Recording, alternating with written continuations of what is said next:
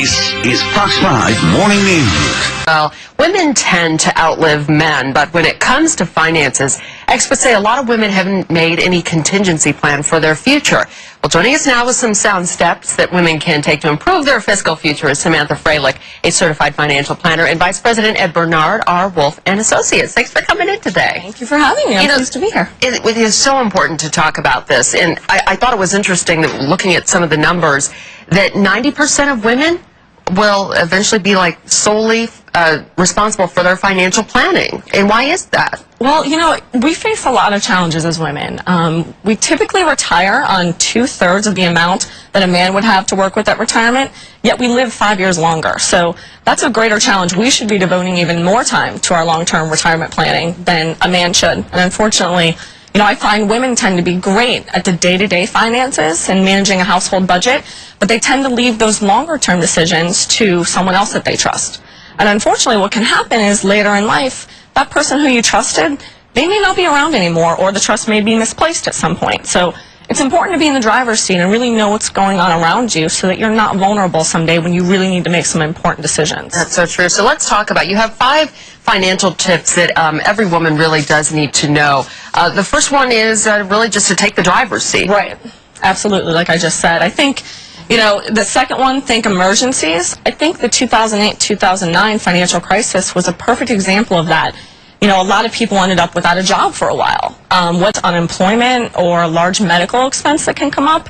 You know, you need to have an emergency fund to help kind of soften that blow, because life throws us curveballs. We need to be ready. Even kind of a separate account, where you're the only person on that account having... Absolutely. And, you know, if you're married, make sure that you've had a conversation with your spouse. If they're the main one working, make sure that they've had a fund in place and that you've had a conversation about that. Okay. Also, just generally take care of yourself. What exactly do you mean by this? Well, I tend to think that women are caretakers in nature, and that makes us wonderful wives and wonderful mothers. But unfortunately, what we tend to do is we focus on taking care of other people so much that we don't take care of ourselves. And those people who we're trying to take care of and do everything for, later on in life, we don't want to be a burden to them. But when we don't take care of ourselves, that's exactly who we end up being a burden to.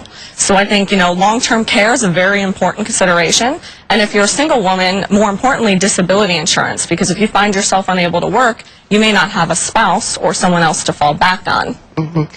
The other thing you say is be realistic. How so? Just being honest with yourself, be realistic about what you can do? Yeah, I mean, when we do a financial plan at my firm, one of the first things that we talk about is getting a handle on your cash flow, right? What money do you have coming in? What expenses are going out?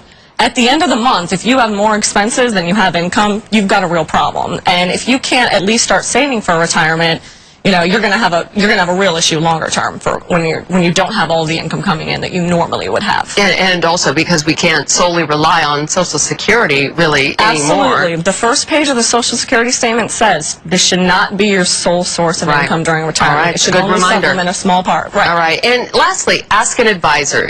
But how do you know who the right advisor is for you, or who is really qualified to really be handling your money?